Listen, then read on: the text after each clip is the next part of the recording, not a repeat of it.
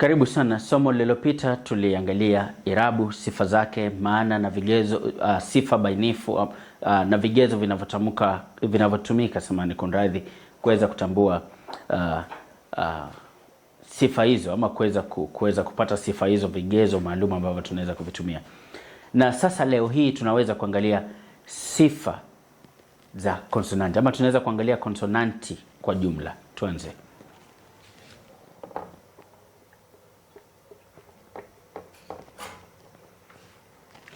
Konsonanti. Kwanza kabisa tutaanza kwa maana. Konsonanti ni nini? Konsonanti kumbuka ni sauti. Konsonanti ni sauti ambayo ama sauti ambazo zinapotamkwa hewa huzuiliwa. Sauti ambazo zinapotamkwa hewa huzuiliwa. Ni kama kinyume kidogo tu cha irabu, kwamba irabu zinapotamkwa hewa haizuiliwi, lakini konsonanti zinapotamkwa hewa huzuiliwa. Tuangalie sasa sifa za jumla za konsonanti.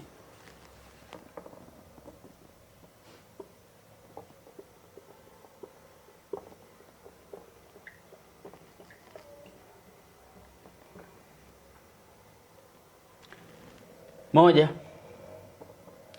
zinapotamkwa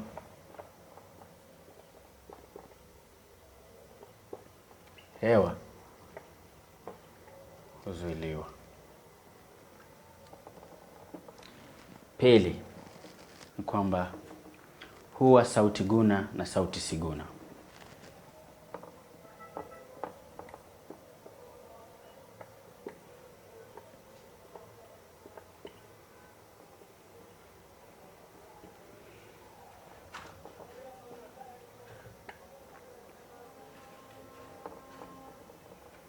Tatu, hutamkwa kwa sehemu mbalimbali. Kumbuka irabu zilikuwa zinatamkwa kwa sehemu moja tu, ulimi, lakini sasa konsonanti hutamkwa kwa sehemu mbalimbali isipokuwa ulimi.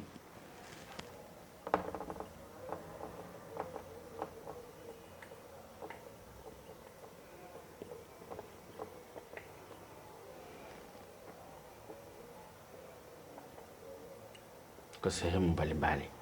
Kuna sifa ya 4 ambayo nataka tuijibu pamoja, sababu kunakuwa na mtafaruku fulani na watu kadhaa kuhusu idadi ya konsonanti, lakini nataka tuzihesabu mimi na wewe alafu uweze kudhibitisha ni ngapi.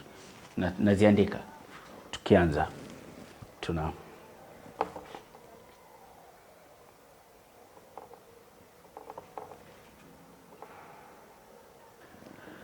basi naamini konsonanti hizi nimeziandika zote. Sasa tuhesabu na wewe idadi. Utaona ni ngapi?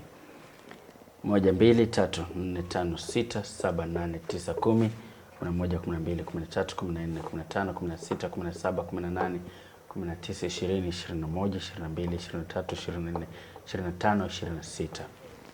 Konsonanti zetu ni 26. Mtafaruku huwa watu wengi huandika konsonanti zikiwa 25. Tatizo huwa kwamba wameacha sauti hii ha, wameitupilia mbali.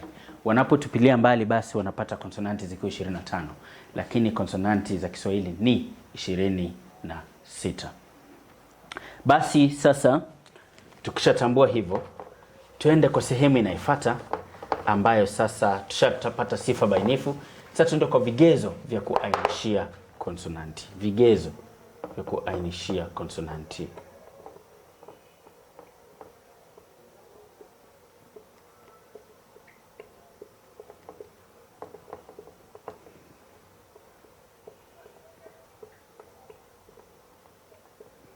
Vigezo vya kuainishia konsonanti tutavitaja. Moja, huwa ni huitwa jinsi au namna ya kutamka.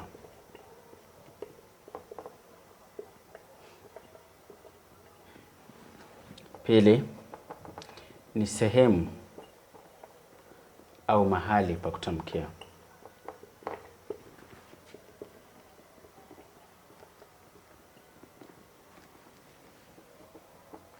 Tatu, ni mtetemeko.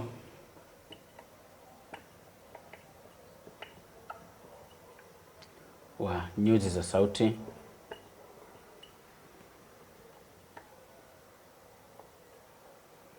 au kile wengine huita glotta au glotti, mtetemeko wa nyuzi za sauti au glotti. Kwa hivyo hivyo ndo vigezo vya kuainishia konsonanti.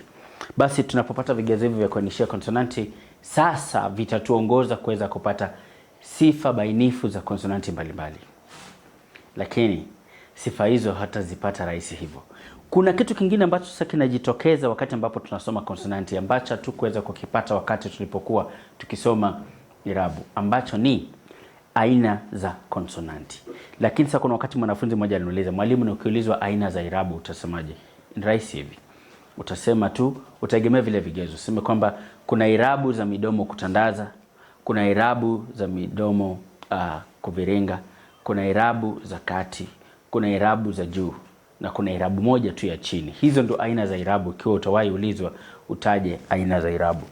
Kwa hivyo hapa najitokeza aina za konsonanti, nazo tutazitaja, lakini lazima tuegemee vigezo. Mfano itakuwa hivi: aina za konsonanti. Ukiulizwa swali hilo, lazima sharti upewe kigezo gani utatumia. Aina za konsonanti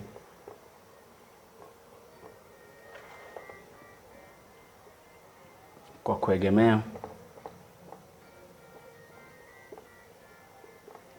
kigezo cha sehemu au mahali pa kutamkia.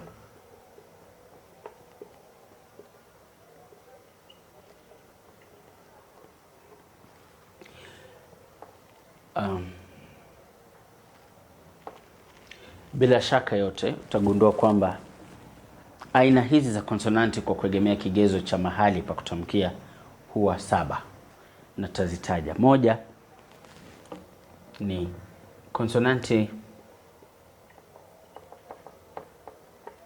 za midomo,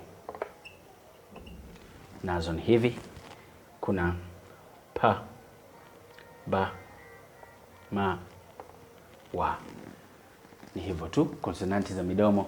Kuna pa, ba, ma na wa. Tunakuwa tumezimaliza konsonanti za midomo. Unaweza ziweka kwenye vicharazio. Pili, kuna konsonanti za mdomo na meno. Kuna konsonanti za mdomo na meno. Konsonanti za mdomo na meno ni rahisi, ni 2 tu. Konsonanti za mdomo na meno ni rahisi, ni 2 tu. Kuna fa na va.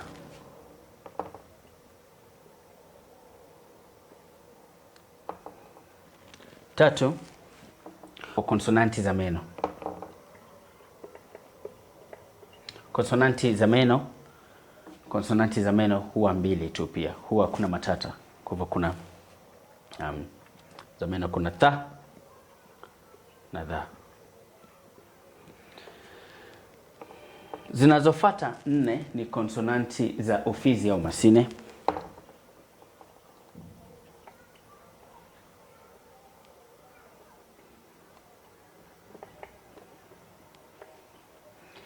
Hizi angalau huwa nyingi kidogo, huwa angalau 7. Kuna ta, la, mwisho la. Kwa hivyo konsonanti za masine takana ziwe 7, nazo ni ta, da, ra, sa, za, na la.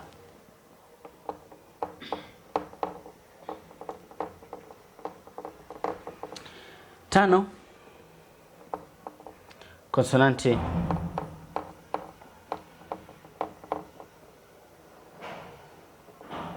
za kakagumu. Konsonanti za kakagumu hufuata zingine hizi kwa wingi kidogo, kama kwa nyuma ya idadi, sababu angalau huwa 5. Tunaweza sema kuwa kuna sha, kuna nya, kuna ya. Sha, nya, ya, cha na ja. Sha, nya, ya, cha na ja. Hizo zinakuwa ni konsonanti za kakagumu. Sita, kumbuka takana ziwe 7. Kwa hivyo 6 tafuta hizi.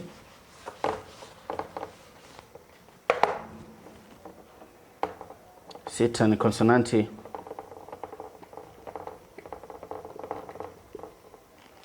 za kakalaini.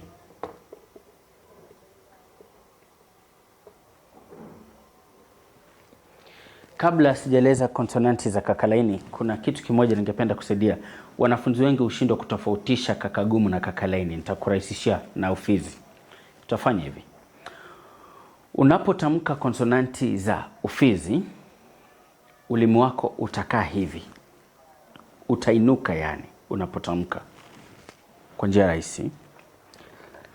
Unapotamka ta, yani unapoanza kutamka usimalize kutamka, ufanye unaona ulimi wako unakwama pale juu. Ulimi unakwama pale. Na hata usitake kujua unagusa wapi, sababu wakati mwingine akili yako ikianza kuambia tu kwamba uende nagusa kakagumu, utapata kweli taa yako itaenda kuanza kugusa kakagumu. Lakini siri ni moja. Ukiona tu ulimi wako umeinuka hivi, yani umechukua umbo hili, ujue sauti hiyo ni ya ufizi kakagumu. Sauti zote za kakagumu ulimi hukaa kama umejitandaza, umejilaza hivi. Chukua yote ile, anza kwa la. Yani unapotaka tu kutamka unapata ulimi unalala hapo juu kwanza. Ona, ulimi unalala hapo juu. Usimalize kuitamka. Unapoanza tu ye, unaona ulimi unalala. Hizo ni sauti za.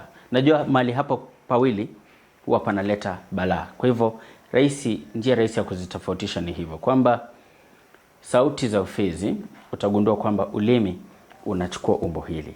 Sauti za kakagumu ulimi unajilaza.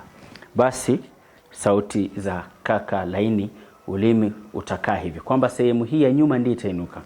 Kwa mfano kama vile nga, unaona ulimi utafanya hivi ili sehemu ya nyuma ya ulimi ndio itagusa pale kwenye kakalaini. Twende mbele.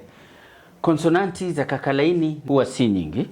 Kuna ka, ga, kaga, nga, kaga, nga, ha na ga. Hivyo konsonanti hizo zinaitwa konsonanti za kakalaini. Mwisho 7 ni konsonanti za koromeo.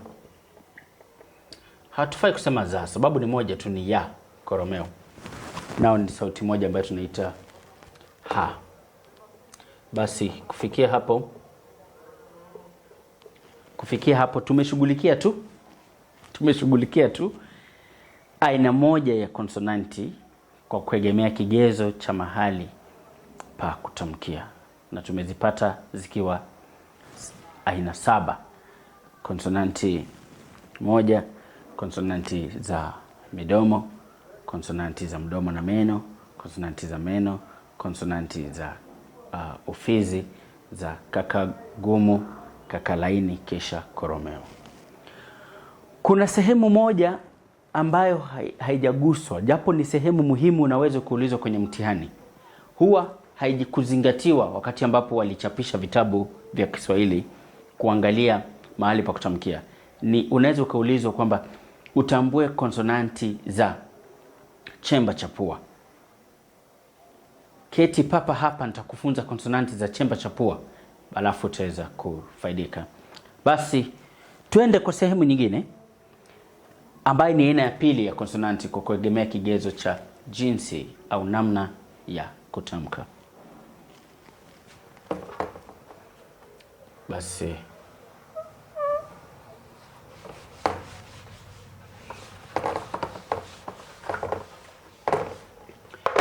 jambo moja ambalo ni zuri sana kufahamu ni kwamba konsonanti za aina za konsonanti kwa kuegemea kigezo cha mahali pa kutamkia huwa 7. Aina za konsonanti kwa kuegemea kigezo cha jinsi au namna ya kutamka pia huwa 7. Hapo ndio kuna uzuri, yani zinakabana koo. Lakini aina za konsonanti kwa kuegemea kigezo cha mtetemeko wa nyuzi za glota huwa 2 tu. Utaweza kuzichambua. Twende basi kigezo, aina za konsonanti kwa kuegemea kigezo cha jinsi au namna ya kutamka.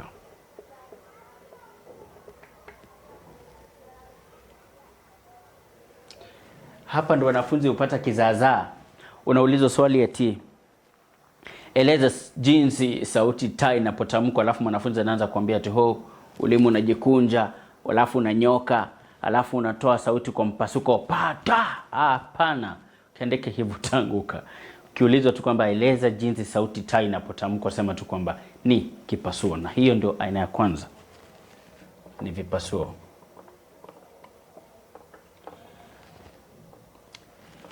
Vipasuo huwa 7. Vipasuo huwa 7. Na ni hivi: pa, ba, ta, da, ka, ga na ja. Vipasuo ndio hivyo 7, wala hamna vingine. Kumbuka unapoandika konsonanti lazima uziweke kwenye vicharazio. Wanafunzi ambao unawafunza daima utagundua kwamba wengi, ikiwa wana somo hili, watakwambia huwa naimiza sana wapange vipasuo hivi kwa njia hii. Inakusaidia, sababu ina umuhimu gani? Inakusaidia kuvitenga katika makundi mawili. Kundi la juu likiwa sauti hafifu au siguna, na kundi la pili likiwa guna.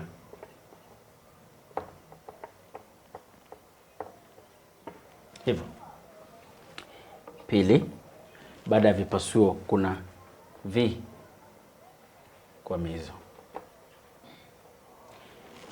Vikwamizo vina idadi kubwa, sababu vikwamizo huwa 10. Huwa vina idadi kubwa kiasi. Na tutavitaja. Inaweza kuwa fa, va, ta, dha, sa, za, simani sa, za, sha, kisha kuna kha, ga, alafu kuna ha. Ndio hivyo, vyote 10. Hivi ni vikwamizo. Nimevitenga pia kwa makundi mawili, siguna na guna. Fava, tadha, sa, sha, sa, za, sha, ha, ga na ha. Hivyo utaviandika kwa kuweka kwenye vicharazio ili uweze kuzoa alama. Usipoweka kwenye vicharazio utaimba lele mama, sababu utakuwa umefanya kazi bure kabisa. Yani umeandika, baada ya kuandika unauma nje, unapigwa nunge sababu ya kosa dogo tu, na ufai kupata alama. Ufai kukosa karibu na lango. Heri ukose ukiwa mbali na lango, lakini kufika kwenye lango alafu unapiga nje, unakuwa mchezaji bure kabisa. Basi twende kwa 3. Ya 3 huwa na sifa za vikwamizo na vipasuo. Huitwa kipasuo kwamizo. Ni kimoja, ndio sababu tunakiita kipasuo kwamizo. Ni kimoja tu, nacho ni cha. Sauti cha ndio kipasuo kwamizo cha pekee. Kumbuka mwenzake ambaye ni ja ni kipasuo. Kwa hivyo cha ni kipasuo kwamizo cha pekee. 3, 4.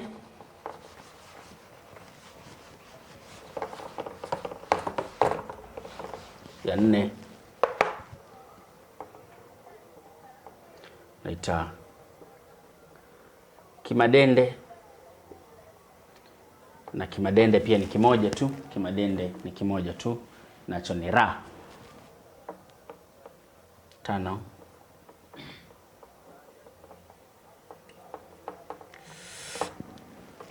Ni kitambaza, na kitambaza pia ni kimoja tu, nacho ni la.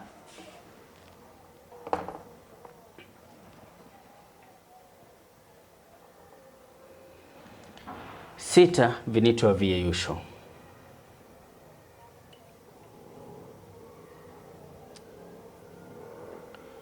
Ni viwili tu, wa na ya.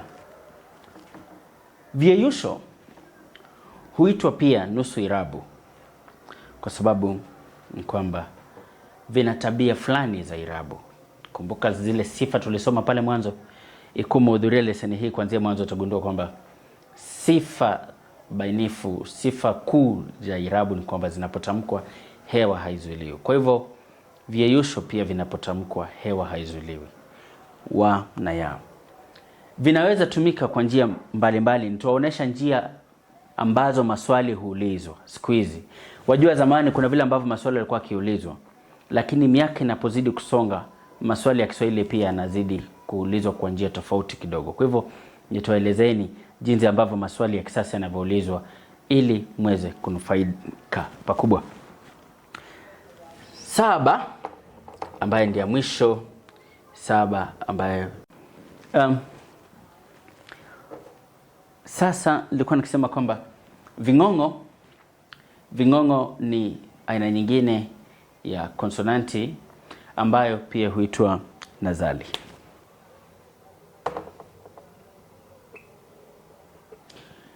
Nazali au ving'ong'o huwa vinne pekee. Ma, na, nya na nga. Na hapa ndo nilikuwa nimekuambia pale mwanzo kwamba nazali au ving'ong'o, nilikuwa nimekuambia kwamba kuna kitu nitakueleza kuhusu sauti ambazo utamkwa kwenye chemba cha pua. Sauti hizi ma, na, nya, pale mwanzo nikifundisha zamani kidogo nilikuwa nikiwazia kwamba zinafaa kuitwa vipua kwa sababu kwa Kiingereza sauti hizi zinatamkwa kwenye kile wanaita nasals. Kwa hivyo jina nazali ni jina ambalo lilitohozwa ndio zikaitwa nazali, yani nasals. Zinatamkwa kwenye chemba cha pua. Basi japo sikupeana mapendekezo yangu, lakini bado wataalamu wakakubaliana kuziita vipua. Kwa hivyo siku moja ukiulizwa kuhusu vipua, amini usiamini, bado watakuwa wanazungumza kuhusu nazali. Na pia ukaletewa kwa mtihani kwamba waweze kutambua konsonanti ambazo zinatamkwa kwenye chemba cha pua au kwenye pua. Ukumbuke ni ma, na, nya na nga. Thibitisho kwamba zinatamkwa kwenye chemba cha pua ni moja, kwamba unapojaribu kutamka sauti hizi ikiwa umefunga pua hivi, utagundua utapata tabu sana, utapata ugumu wa ajabu, sababu ukijaribu kusema, jaribu tu mwenyewe pale ulipo, ukijaribu kutamka ma na nga kama umefunga pua utapata tabu sana. Kwa hivyo hizi zinakuwa ni aina ya pili ya konsonanti ambazo ni kwa kuegemea kigezo cha jinsi au namna ya kutamka.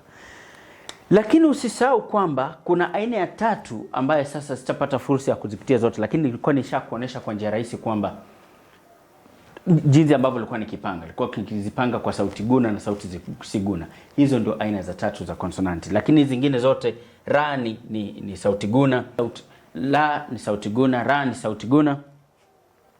Viyeyusho vyote viwili ni sauti guna sababu nusu irabu zote huwa guna. Ving'ong'o vyote ni sauti guna. Kwa hivyo unapata guna ni nyingi. Namaliza kwa sehemu moja ya mwisho.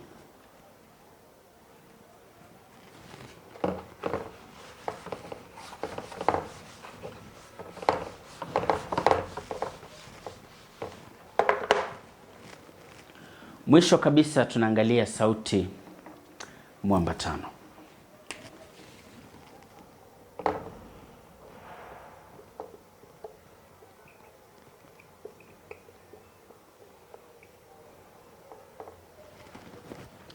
Sauti mwambatano huundwa.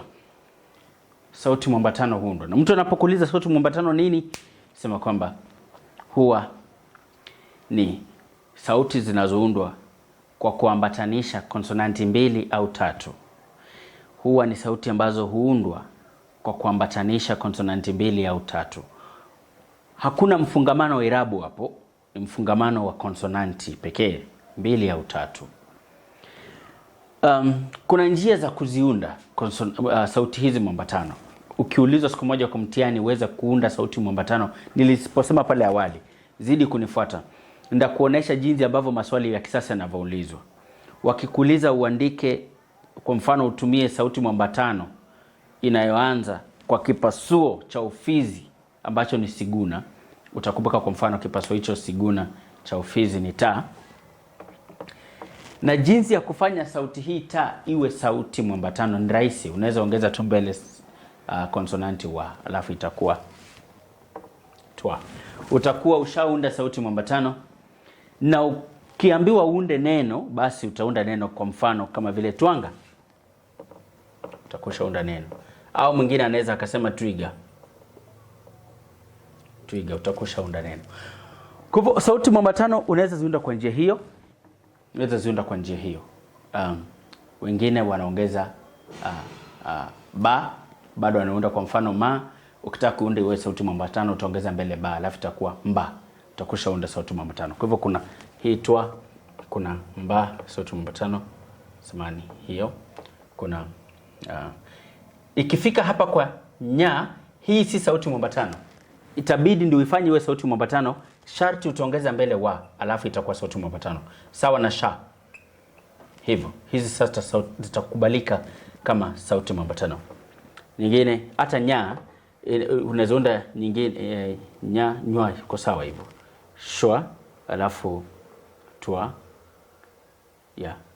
Mengine huwa hayana sauti mwambatano sababu hayana majina ambayo yanaweza kukubalika. Kwa mfano ja, utaiundia sauti gani mwambatano jamani? Ukisema jua hakuna jina kama hilo. Kwa hivyo si zote zinaweza zikawa na sauti mwambatano. Si sauti konsonanti zote ambazo huenda zikawa na sauti mwambatano. Naamini kufikia nilipofika leo tumeweza kukamilisha sauti kuanzia kidato cha kwanza hadi kidato cha 4. Jiunge nami tena, langu jina Mwalimu Amoka, na kama mara yako ya kwanza basi kushiriki somo, hakikisha kwamba unaweza kunifuatilia ama kutufuatilia. Uliza maswali hapa chini, maoni, mapendekezo. Kando na hayo, muwe na siku njema.